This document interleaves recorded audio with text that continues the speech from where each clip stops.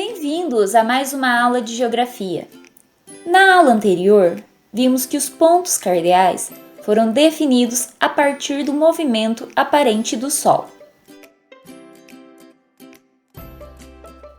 Agora observe estes pontos na rosa dos ventos.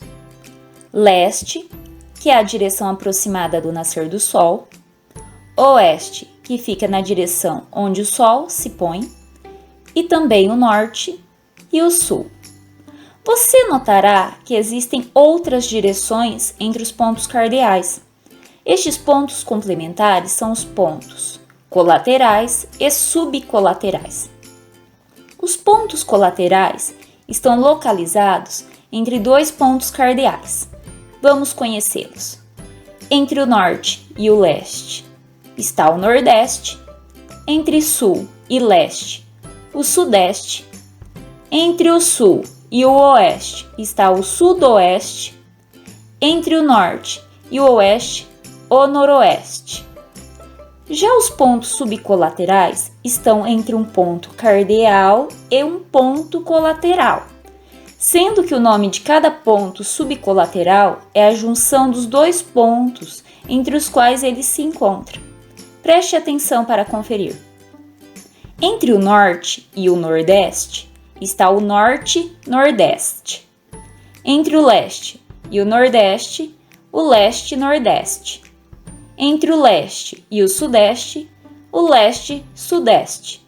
Entre o sul e o sudeste, o sul-sudeste. Entre o sul e o sudoeste, o sul-sudoeste. Entre o oeste e o sudoeste, o oeste-sudoeste.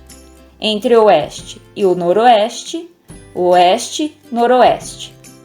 E entre o norte e o noroeste, o norte-noroeste. Mas lembre-se, para determinar o ponto de orientação, seja um ponto cardeal, colateral ou subcolateral, é fundamental estabelecer um ponto de referência. Observe a escola na figura. Quando tomamos o estádio de futebol como referência, a posição da escola é o sul. Já quando a referência é a lanchonete, sua posição é o norte.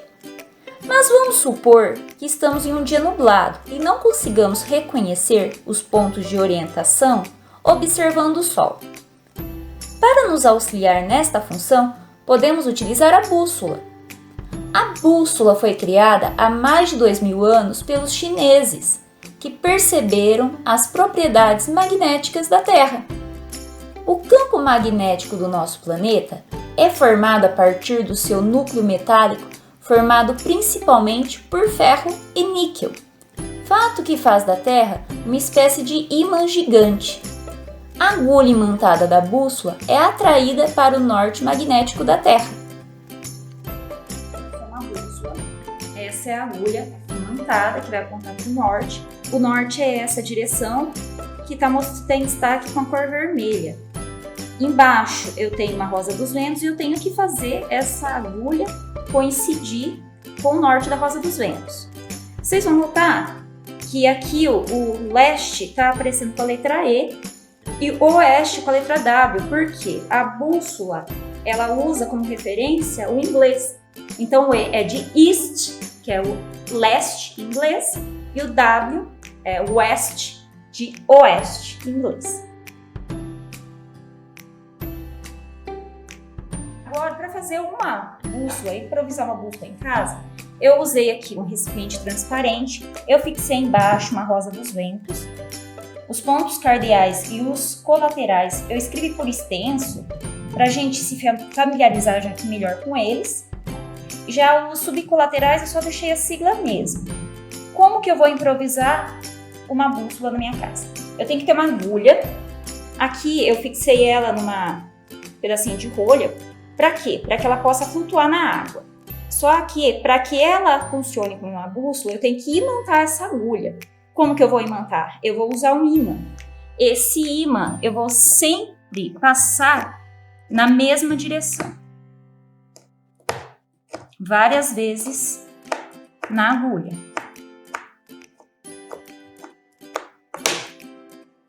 Agora eu só vou colocar ela na água e esperar ela me situar a direção norte. Encontrado o norte, eu posso fazer um movimento aqui só para fazer a rosa dos ventos coincidir com a direção.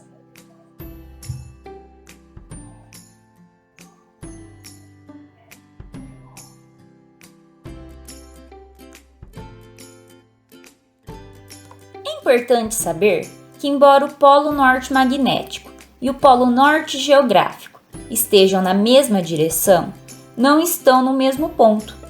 O polo norte magnético fica a aproximadamente 1.400 quilômetros do polo norte geográfico.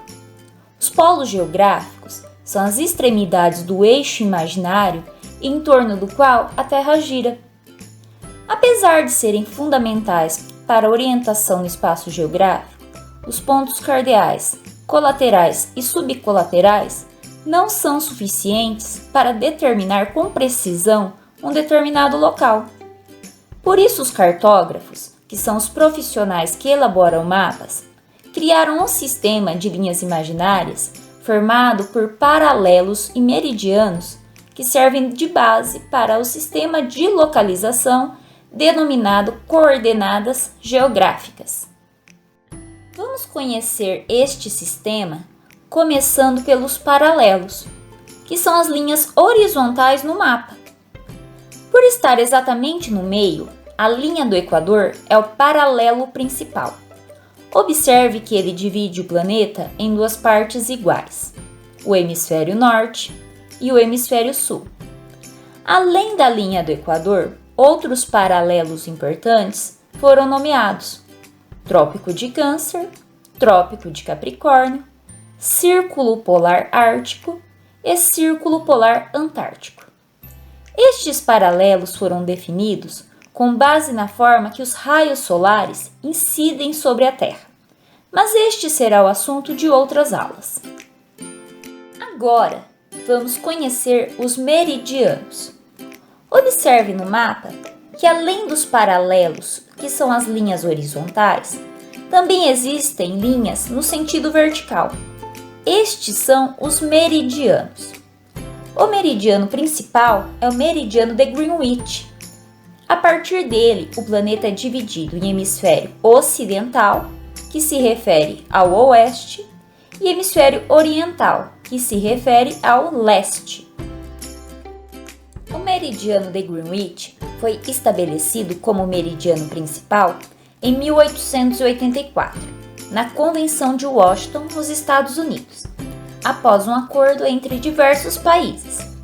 Ele é denominado desta forma por passar pelo Observatório Astronômico de Greenwich, que fica localizado em Londres, no Reino Unido. Observe o Brasil em destaque no mapa.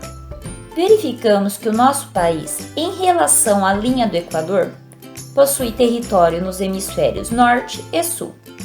Em relação ao meridiano de Greenwich, está totalmente no hemisfério ocidental.